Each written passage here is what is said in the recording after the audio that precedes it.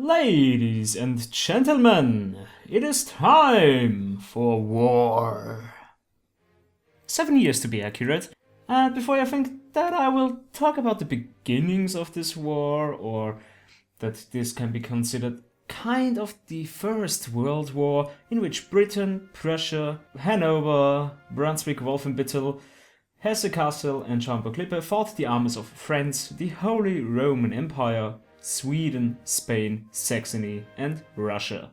Or that in the end, at least in Europe, nothing really changed. No, this ain't a history lesson, mate.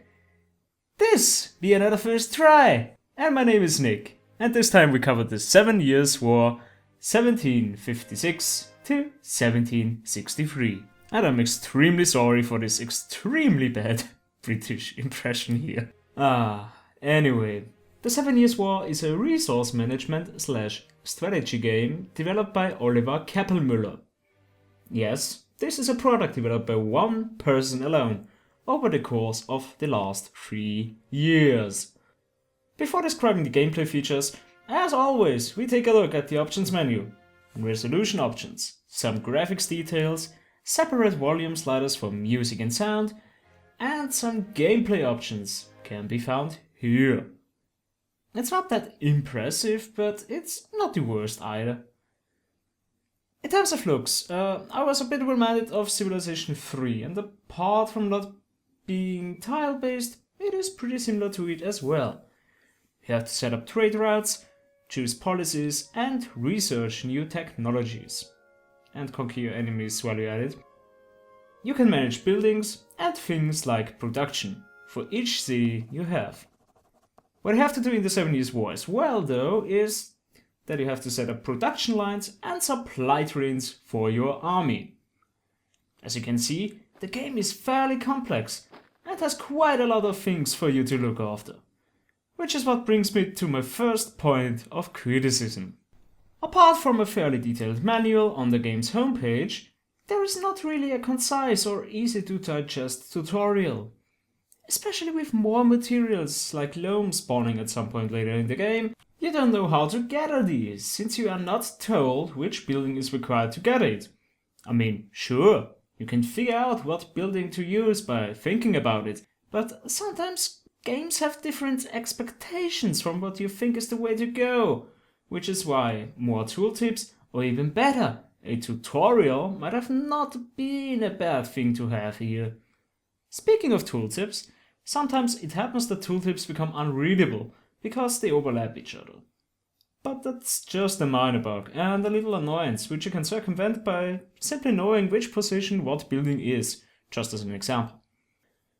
An overall recurring theme in this video is the UI. Another problem I have with it is that some UI elements seem interactive, yet you can't interact with them. This inconsistency is really annoying and took me quite a while to figure out now what you can actually click and what not. More inconvenience can be found in the research UI. You have 5 branches of research, however there are dependencies in between technologies which are spread across these branches. This makes navigating the UI with just tabs for each branch kind of clunky. A better way would be to put all research into one tab and hide the technologies which are dependent on others, or alternatively you could display a research graph like the one in Civilization. In terms of gameplay features and mechanics, I haven't really found that many problems, but I have to admit I didn't really find that much time to cover it all because of the clunkiness of the UI. Another factor which delayed my playtime was the amount of loading screens. After every 6 months in-game, you get a nice little loading screen, after which some changes in mechanics and looks are in play. This wouldn't be that bad when the loading screens sometimes have the tendency to either crash the game or to randomly alt-tab you out of the game.